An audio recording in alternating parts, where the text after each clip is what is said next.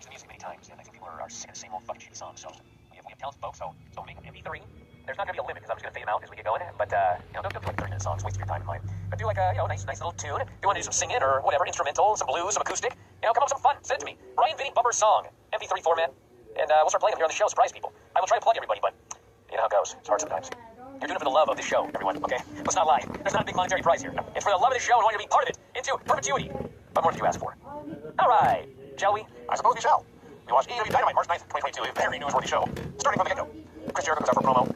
Says Sunday was one of the greatest nights of his career, even though his neck is sore, even though he tapped out to Eddie Kingston's Stretch Plum. Can't believe that's actually when he was now in 2022. But still, it may have been his best match in AEW. Eddie awakened something in him Jericho did not know was there anymore. By the end of the match, he did not live up to his word. His word is everything. He wants to make good. He calls out Eddie Kingston.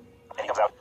There's a very small portion of the crowd, a small but vocal portion of the crowd chanting what at him, and he shuts them down like nobody's ever shut them down before. He just turned around and says, Steve Austin's not here. There's no point what you're doing. You're just dumb. Says, before the match, Jericho got into his head. It's true, he had lost to Jon Moxley and Miro and CM Punk and every other big match he ever had in this company. But he knew a lot of people read his article in the Players Tribune, he knew how much that meant to them. He had to live up to those people. And after he got the win, he cried, not because he was proud of the match or because he got the win, not for himself, not for Jericho, but for the people who read the article and what it meant to them and their view of mental health and that kind of thing. So this handshake you want, it's not for me, it's not for Jericho. And he says, I tried to Jericho out, Jericho proved everyone wrong. Jericho says, I respect you, thank you for one of the best matches of my career, and they have a big hearty handshake. Well, then out comes 2.0 and Dave Garcia. And they attack Eddie Kingston, and they lay him down, throw him to the mat with a boost to him. And they attack Jericho, and they throw him to the mat, and pretty much leave him alone. So the beating is continuing. That's not exactly what happened. It is what happened, but the moment they grabbed him, he went down, he starts holding his neck because he'd been dropped on his head with that suplex. So what you were supposed to think as a viewer is, my God, his neck is so bad. Just being touched, he's rendered a paraplegic here. So it was actually very, very clever because, in fact, they didn't beat him up. But because he'd been dropped on his head and they built a whole match around it, I gotta say, as we'll get to here in a moment, what actually happened, but they did such a good job in the first part of this segment that I won't say they totally got me, but the only reason they didn't totally get me was because we had just seen someone kick someone else in the balls, and we had just seen two people who didn't like each other fight and then become a team afterwards.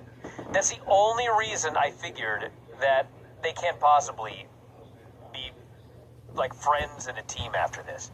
But had it not been for those two things, they did such a great job that I was thinking, my God, we may actually see the same fucking storyline twice in 3 days. That's how good they did.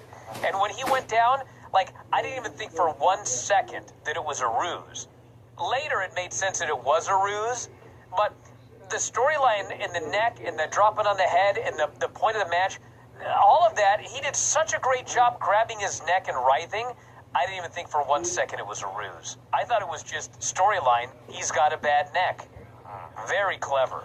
Well, as it turns out, Proud and Powerful make the save with a bat. And they're ready to lay into one of these goofballs with a bat, but Jericho's on his feet and says, no, I want to do it. And they pass him the baseball bat. And he uses it to attack Santana and Ortiz. It's a trap!